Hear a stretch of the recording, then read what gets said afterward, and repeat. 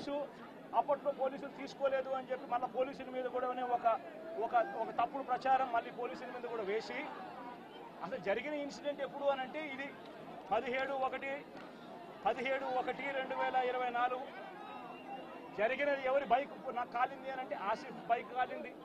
ఆసిఫ్ ఎవరు అని అంటే వైఎస్ఆర్సీపీ మనిషి. చేసింది ఎవరు అని అంటే తెలుగుదేశం పార్టీకి సంబంధించిన Telugu Desam ex chairman Shamim, Telugu Desam state secretary Ayub ఖాన్లు. వీళ్ళంతా ఎంత దారుణంగా ఫ్యాక్ట్లను ట్విస్ట్ చేసి ఎస్పీ అనే వ్యక్తి కొత్తగా వస్తాడు. వచ్చిన 3 రోజుల కిందటే ఎస్పీ వస్తాడు. ఎస్పీ వచ్చిన 3వ రోజుకి హత్య జరుగుతుంది. ఇన్సిడెంట్ జరిగిన గంటలోపే ఎస్పీ బయటకు వచ్చి ఇది ఇద్దరు వ్యక్తిగత విషయాల వల్ల వాళ్ళకున్న మధ్యలో ఉన్న గొడవల వల్ల ఒకరిని ఒకరు చంపుకున్నారు అని చెప్పి తప్పుడు మాటలు మాట్లాడుతూ అబద్ధాలు చెప్తా ఉన్నాడు. నేను అడుగుతా ఉన్నా, కేసు పెట్టారని అంటా ఉన్నారు, కేసు పెట్టామని అంటా ఉన్నారు. నేను అడుగుతా ఉన్నా, మరి కేసు పెట్టినప్పుడు ఈ కేసులో ఉట్టి ఆ జిలాన్ అనే ఒక వ్యక్తి మీదనే కేసు పెట్టి వదిలేయడం ఏమిటి? ఈ ఫోటో ఏమిటి? ఈ ఫోటో కనపడటం లేదా? సాక్షాత్తు స్థానిక ఎమ్మెల్యే భార్యకు కేక్ తినిపిస్తా ఉన్నాడు ఈ చంపిన వ్యక్తి, జిలాన్ అనే వ్యక్తి. అంటే వీళ్ళ మధ్య సంబంధాలు ఎంత బలంగా ఉన్నాయి అని చెప్పడానికి ఇంతకన్నా నిదర్శనాలు కావాలన్నా?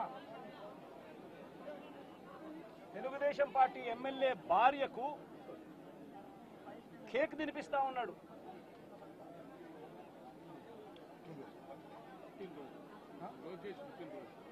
లోకేష్ పుట్టినరోజు నాడున వీళ్ళు కేక్ కట్ చేయడము, ఆ కేక్ మళ్ళీ ఈ జిలాన్ అనే వ్యక్తి ఎమ్మెల్యే భార్య కేక్ తినిపించడం. మరి ఇంత దారుణమైన ఇంత సత్సంబంధాలు కలిగిన వీళ్ళు, ఇది ఎమ్మెల్యేతో ఫోటో.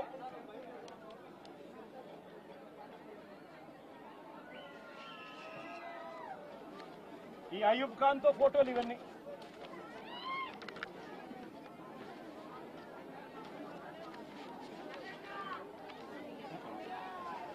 ఇది షమీం ఖాన్తో ఫోటోలు.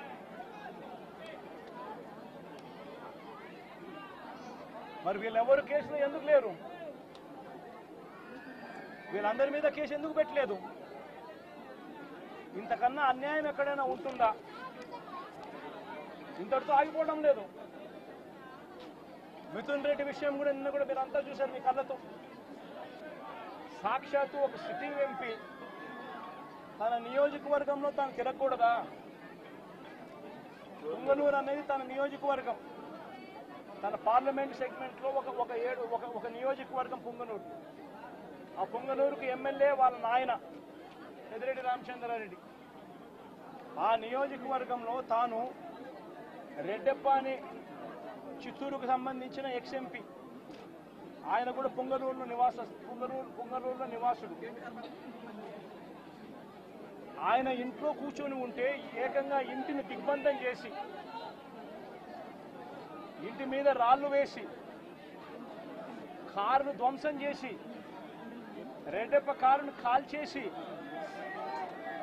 పోలీసుల సమక్షంలోనే ఇవన్నీ జరుగుతూ ఉన్నాయి అని అంటే ఇంతకన్నా దారుణంగా లా అండ్ ఆర్డర్ పరిస్థితి, ఇంతకన్నా దారుణంగా దిగజారిపోయిన పరిస్థితి ఎక్కడైనా కనిపిస్తుందా? దొంగ కేసులు పెడతా ఉన్నారు, పోలీసులను ప్రేక్షక పాత్రగా పోషించే కార్యక్రమం చేయిస్తా ఉన్నారు. చివరికి ఏ స్థాయిలోకి లా అండ్ ఆర్డర్ వెళ్ళిపోతా ఉంది అని అంటే లా అండ్ ఆర్డర్ గురించి పట్టించుకునే పరిస్థితిలో పోలీసులు ఎవ్వరూ లేరు. లా అండ్ ఆర్డర్ ఏ స్థాయిలోకి వెళ్ళిపోతా ఉందనంటే చివరికి అమ్మాయిల మీద అత్యాచారాలు జరుగుతూ ఉన్నాయి, పోలీసులు ఎవరూ పట్టించుకోవడం లేదు. అగత్యాలు జరుగుతూ ఉన్నా కూడా ఎవరు పోలీసులు పట్టించుకోవడం లేదు. పట్టించుకోవాల్సిన అవసరం ఏముంది? చంద్రబాబు నాయుడు పట్టించుకోవద్దని చెప్తా ఉన్నాడు కదా అని చెప్పి వదిలేసిన పరిస్థితులు.